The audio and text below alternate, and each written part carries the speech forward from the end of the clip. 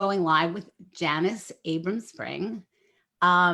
This is so exciting. I'm trying to remember actually where Janis and I met. Janis has written the world's most popular book on affairs.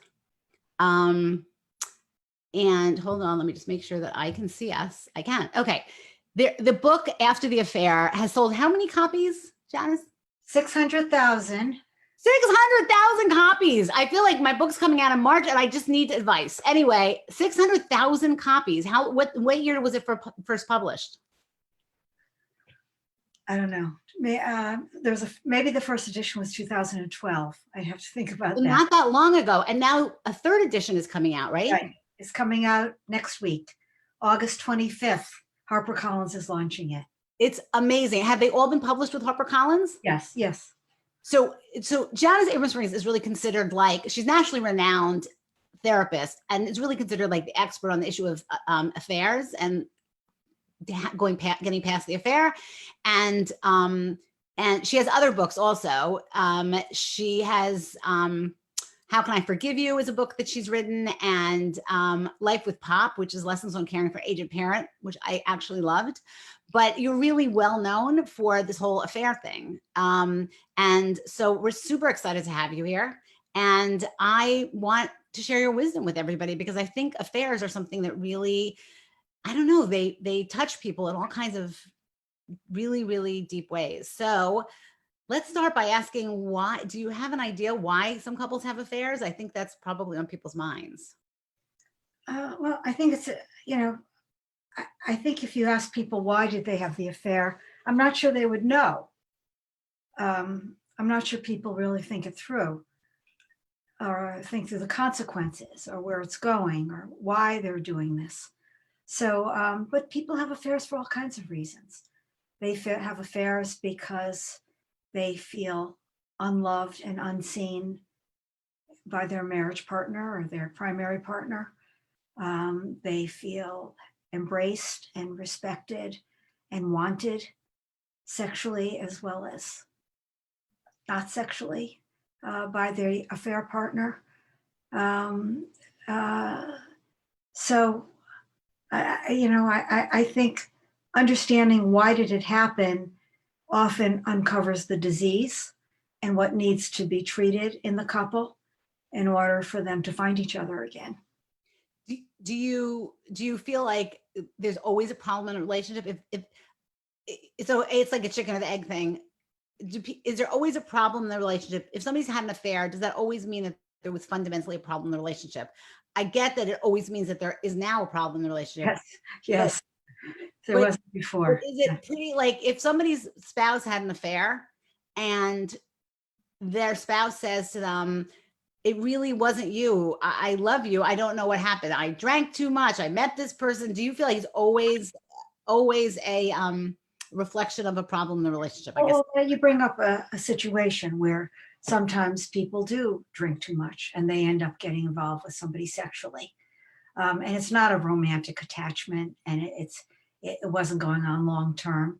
But, let's say the couple, the wife finds out that the husband went to a strip club and then he had a interaction with a woman, a sexual interaction, then he is followed up to continue a conversation with this woman.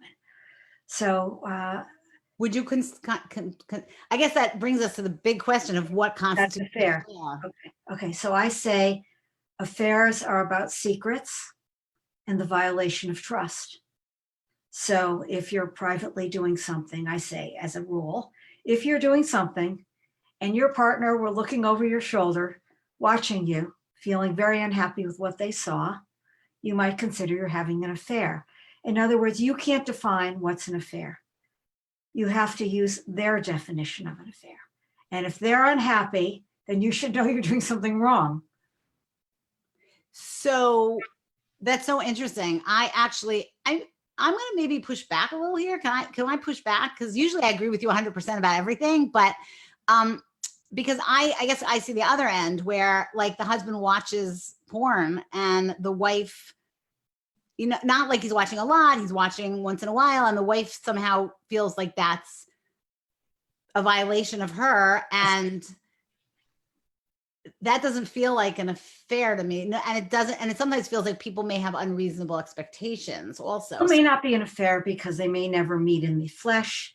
They may never, actually touch each other. He may never go on that website again. Right. But in terms of the partner feeling violated, you still, just because your partner feels violated doesn't mean you're not going to do it. You may privately do something. You may watch porn and masturbate, and your partner might be very upset about that if they knew about it, but you decide you're going to do that secretly. Right. So once the secret is out, would it no longer become an affair? Supposing that because it seems to me like it's fundamentally different for somebody who's been seeing somebody for 6 months and has exactly what you called an emotional affair, and somebody who goes to a strip club and ends up having sex with somebody, or goes to a massage parlor and has sex with somebody. That feels very different to me. Do you feel like you treat them the same way, or people come in? Because it just feels different to me. Am I wrong? Well, people respond differently. For some people, you cross the line and it's over, and you enter a different territory. And so you have broken something sacred, and it can never be put back together again. And it is a violation of extreme magnitude. For other people, they do make these differences. You go to men are more likely to go to these strip clubs. They have these private lap dances. They're often drinking. They're with their buddies. It's not a romantic relationship. It's, they don't want to marry this person. They're having fun, and they're in some people's eyes, it's very different than an affair where there's an emotional attachment. So, I guess you said men, and I'm actually quite curious. Is it? I don't know. I haven't looked up the statistic recently because I sort of don't remember it. I think more men have affairs than women. Who do you see? What do you see? Do you see more men than women who've had affairs, or I do. pretty equal? I do see more men who have affairs than women. There's no question. And why do you think that? I'm in Westport. It's a pretty traditional town, so I don't know, but yes, but it's not exclusively that the men have affairs. Right. They also have affairs. And do you find one harder to heal than the other? Like, in other words, or I do find that men tend to be less forgiving than women. Really? So when their partners have affairs, they have often have more trouble, rebuilding the relationship. Oh my God. Well, listen, for people who may be joining late, I want to just repeat that Janis Abrahm Springs is the author of After the Affair, which is by far the best-selling book on affairs and what to do about them. It's called After the Affair, so I guess it's a great name. And there's a new edition of it coming out with HarperCollins, the 3rd edition. So I guess before I ask you what's new about this edition, I guess what I first want to ask you is, what's the approach of the book? Like, what does the book say to do? Does it say, like, get up, storm out, leave your clothes behind, and never look back? I know, I read the book, so I know that that's not the answer, but I think the greatest contribution I think that the book has made originally, it was the first book to frame infidelity as not a loss of fidelity, but a loss of self. I think that is one of the most profoundly important things accomplishments that it has done. The shattering of the familiar self. When you discover your partner's had an affair, you don't just lose fidelity. You can't recapture the way you're used to knowing yourself. Your mind is bombarded with images of them touching each other. You can't sleep. You can't concentrate. You can't eat. You feel you're just trauma. Demolished. Yes, you're completely traumatized. Right. People resent that. It's not just losing the partner, losing the fidelity. They can't recapture the way they're used to knowing themselves. And because they feel like they don't trust themselves anymore because they trusted this other person. No, because you feel crazy, because you're having these flashbacks, you're thinking of them, you're trying to piece the whole thing together. Your world is shattered, and your assumptions about what you shared with this person is shattered. And so people resent it. People resent how destroyed they feel. Wow. Yeah. And And your mind is racing and you can't concentrate and you can't eat and you get lost.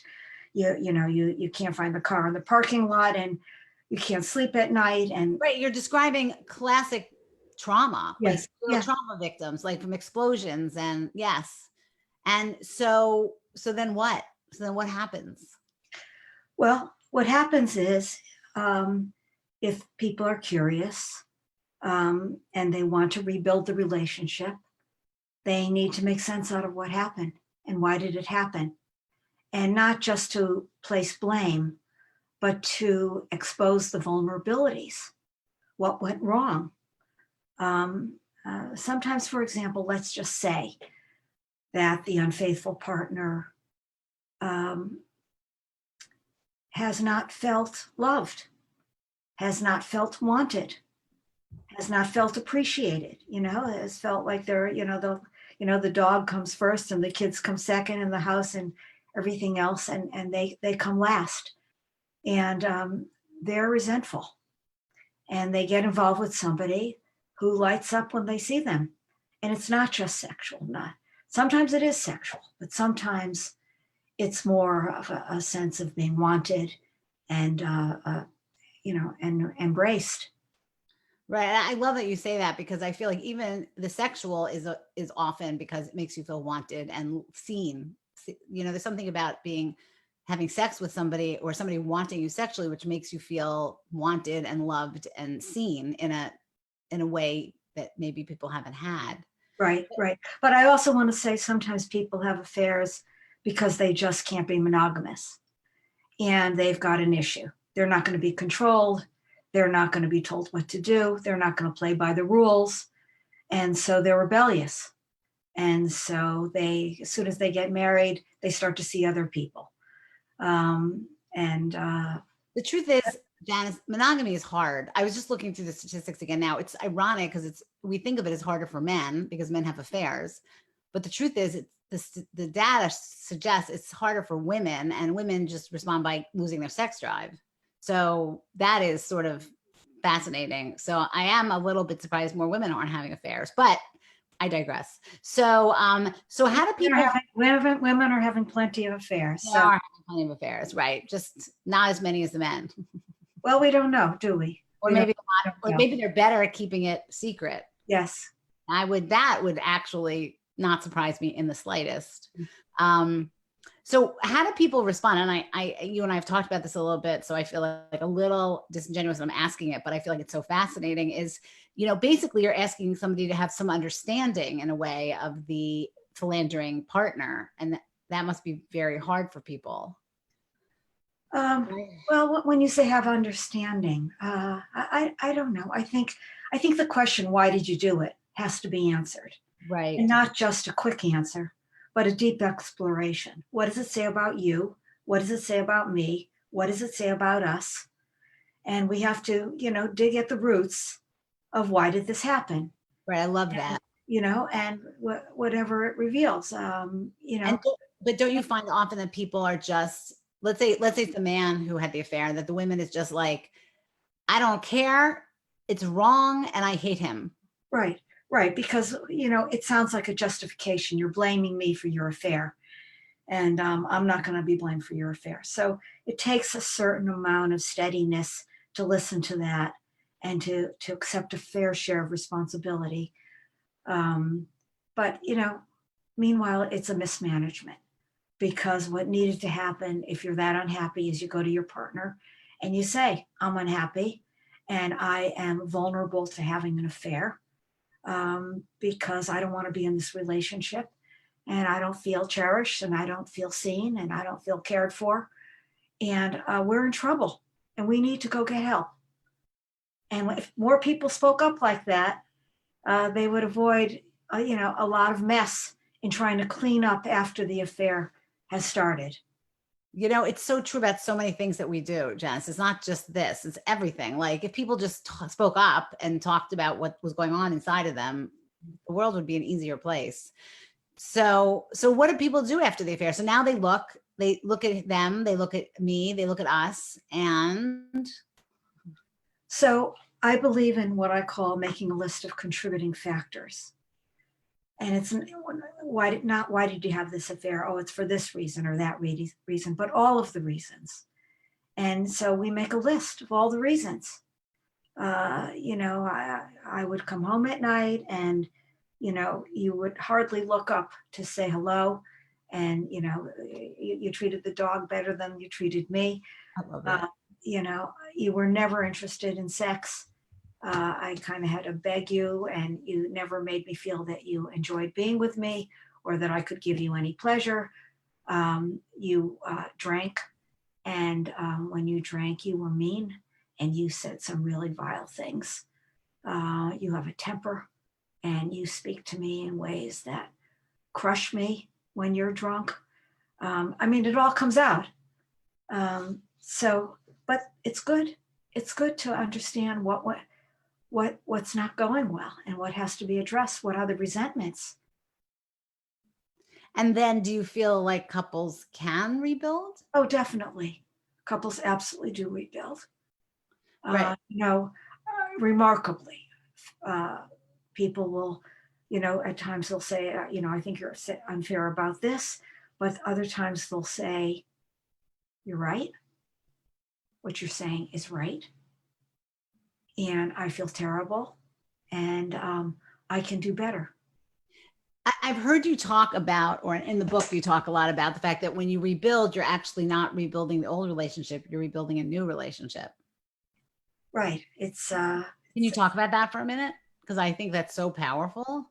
you mean not just to piece it back together, Yes. but to really create something new. Yes. In fact, in the new edition. Okay, so wait, let me give context. So Janis's book, After the Affair, has sold 600,000 copies, which is mind-blowing to me in a world where nobody's buying books. And the third edition is coming out next week on August 25th. So go ahead. In the new edition. In the new edition, I end it with a little story that's supposed to create some hope. It's a true story. I was at a concert, and I sat down next to this woman and her husband, and we started to talk. And she looked, after we talked for a little while, she said to me, I'd like to introduce you to my second husband. And I said hello to him. And then she kind of smiled at me and she said, he's also my first husband. We just got remarried. And I thought it was such a sweet story. But who knows what the trouble was. But they got divorced and they got remarried. Same people to each other. Okay. Serving the assets and the family and everything. How long have they been? I don't know. How long have they been married? Whatever it is, they decided not to go separate ways, but to get remarried. And, I've had that happen where people confront their issues. They say, I can do better. I have to do better anyway. I can't bring these same behaviors to the next person. I'm not going to do well there either. So why don't we preserve the family, preserve the assets, and just do better with each other? It does make sense. And so I have people making these, what I call caring behavior lists. And these are, what are the things that make you feel loved and cared for? The very specific behaviors. They're very specific. When you do this, I feel closer to you. I feel loved and cared for. When you go to CVS and you call me and say, I'm here, do you need something? Can I pick up something? Or when you notice, you ask me, I know you went to the doctor today. How did it go today? Rather than you're not asking me or remembering that I was worried about a lump on my breast or something and I went to the doctor. There are very specific caring behaviors that make us feel seen and valued and held by our partner. And I think this is very simple formula, but I believe it after doing this therapy for 43 years now. I'm revealing my age. I believe to the extent that people do these caring behavior lists, they will feel closer. And to the extent that they ignore these lists, they won't. Now, it's not easy to do, but they're pretty simple to spell out, frankly.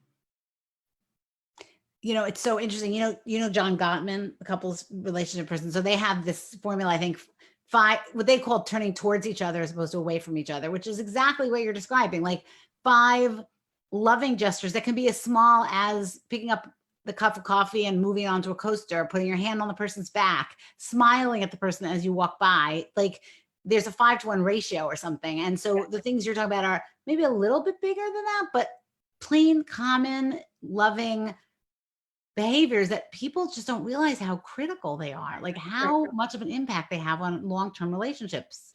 Right. And they're different for different people. So, it could be somebody says, I like it when we walk that you walk next to me, not 20 feet in front of me or 20 feet behind me. I like when we walk that you take my hand. I was gonna say, or hold hands, right? Yes, hold my hands, right, right. And people make these lists. I spend a lot of time with people making caring behavior lists and going over what they've done. Is it easier for the women to make those lists than for the men? And not to generalize, no. No, not necessarily. And people make the list, but they're also given the list by their partners. So what else is new in this 3rd edition that's coming out? Janis's new book, After the Affair, the 3rd edition is coming out. It's a very, can I just say what I loved about this book? What I loved about this book when I read this book, and I read it the first time years ago, is hopeful. It just felt very hopeful to me, this book, which I loved, right? It wasn't doom and gloom. So you must feel hopeful, right? So yeah. No, not at all. I mean, an affair is a psychological trauma, and there are many, many losses. The greatest loss, I say, is the loss of self, where people experience a shattering of their familiar self, and they can't recapture the way they're used to knowing themselves. And so they may think of themselves as capable and attractive and zesty and fun. And then when you discover your partner's had an affair, you lose all of that. And that's what people resent more than anything. Forget losing the fidelity, you lose yourself. So what I did with this 3rd edition is I just thought through what has happened since the last edition that I didn't talk about or didn't happen or wasn't mentioned or something. And, I won't reveal all of the juicy tidbits, but the format is very accessible. Basically, it's a patient telling their dilemma or asking a question, and I answer it and provide sort of concrete suggestions for their problem. And that's basically the format of the new edition. So did the whole book shift that way, or is it you took the addendum? It's an addendum. I got it. Yes, of things that have not been addressed previously. So an example would be, and things that have come up in the last couple of years that right. So I was going to ask you, like cyber. I bet cyber stuff is. And there was a whole chapter on cyber affairs in the 2nd edition. So that I covered quite a bit of. But for example, let's see, let me take something. So this man says to his wife, their neighbors are lesbian. And he says to her, so I was thinking it would be really cool for us to maybe have a sexual session with the neighbors. And the wife said, no, I don't think that would be cool. I am not interested in that at all, actually. And he says, no, come on, it would really be fun and it would spice up our sex life.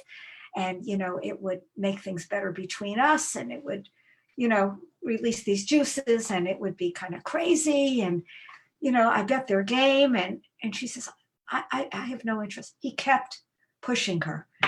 And all these are true stories from my patients. Anyway, what happened in the end is she finally agreed, and the 4 of them got together, the neighbors across the street that were the lesbian couple and the 2 of them. And what happened over time is that the 3 women became very close friends and sexual partners, and they kicked him out of the party. So the moral of the story is, just be careful of what you're suggesting. You may not think through, where's it going? And it may seem kind of, spicy and fun and, provocative and, thrilling and all, but people are opening doors and they don't know where they're going. They don't know where it's going to lead. They don't know how it's going to end. And it's dangerous. So That would Wow. be an example. That's a great story. Even, yeah. God, I have to say, when I have patients who are in, either swinging relationships, I have one patient where it works well, but in a lot of cases, it's dicey. People fall in love with each other, or somebody's getting pushed into doing it when they don't really want to, or whatever it is. We can have a whole other conversation about I that know. time. I remember seeing a couple where the husband pushed his wife to have sex with the neighbor who was a guy, and he thought it would be really fun, and and he was very turned on, and his wife was extremely uncomfortable with this whole thing. He kept pressuring her. Finally, she agreed, and she had sex with the neighbor, and the husband watched, and he was very turned on. He thought it was great, and he particularly was turned on by how uncomfortable his wife was. But turn the clock ahead, and she becomes less uncomfortable. She kind of gets into this guy and actually prefers sex with the guy over her husband. So again, it's kind of like, be careful of the doors that you're opening. I'm not applying moral judgments here that you should or shouldn't go through these doors. I'm just saying, just think through, where are you going and where is it going? Yeah. And be willing to deal with the consequences no matter where it goes, right? Like Yeah. that's, Yes. wow. So we have to kind of close up here, Okay. but time goes so fast. Janis's book, After the Affair, is coming out in its third edition in a week, which is like amazing. Is there anything like I didn't ask you, or you feel like it's important you want to talk about before we end this? I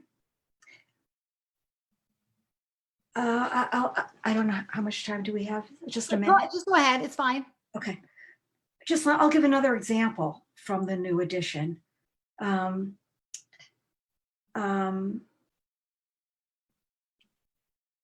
I talk about transgenerational wounds, ways in which you were injured in one time of your life where the injuries are not healed, and then those injuries get reopened when you are married, maybe through the affair. And so this was another couple that called in, a woman called in. Now, because of Zoom and all of these, FaceTime and all of this. So this woman called in from Qatar. And I was doing therapy with her in Qatar. And there you can have many wives and children from those wives, and people have multiple marriages, So what happened is her husband had an affair, and that was a psychological trauma. But what it did is it opened a transgenerational wound for her. And the wound was that her father had two families, because there in Qatar, you could have that. He had two wives and two different sets of children. And she grew up believing that he always loved the children from his second wife more than he loved her, the child from the first wife. And she said when her husband had this affair, it reopened that wound, that he loves this one more than he loves me. And there is something about me that is not lovable. That is not lovable enough. That is not good enough to love. And so we're talking, when we think about affairs, you're not just creating a wound with that person, but you're opening up deep wounds that may have nothing to do with your relationship with your partner, that were in place. Did that one heal? Was that well before you started? Was that relationship salvageable? Did they save that relationship? I don't know. I had a few sessions with them about that, and that's it. That was it. I don't have an ending on that one. You don't have an ending. Wow. All right. Well, I guess we will end on that note, but I really want to urge you, if you're somebody either who has gone through a relationship affair, I'm going to guess you probably found the book already. It's always at the top listing. But even if you're in the therapy world, or you have a friend who's going through it, it's really accessible. It's really readable. And I guess what I love about it is, as I said to you, it's not depressing. It's very full of hope, that book. And I love that about it. So there's a lot to learn from the affair that will help you to grow, or help you to grow your relationship. I was going to say, and I feel like it's just really helpful for people to read it, because I think it's it's the flip side of keeping a relationship, trying to maintain a relationship where both people are happy and satisfied in the relationship. And it's less, what did you call it? You said the husband should say he's something to an affair. He's vulnerable. Affair vulnerable? Is that the word used? Vulnerable? There was a point where you said the husband. So I think it's almost like if you want to avoid the particular trap of having an affair, or you want to try, we can't avoid and we can't control everything. This is a great way to do that. This is a great way to read, I think, to read the book, right? And see it as an opportunity. Affair-proof the marriage. Affair-proof the marriage. That's like a raincoat. Like, it's affair-proof the marriage. I love that. Right. So good luck on the 3rd edition. I cannot wait to read it. Thank you, Vasudha. And thank you for having me on. Oh my God, it's so much fun. I never get to see you in person. Again sometime soon. That would be great. Coffee and Greenwich. Okay. Okay. Good night. Good night. You too. Thank you. Bye-bye. Bye-bye.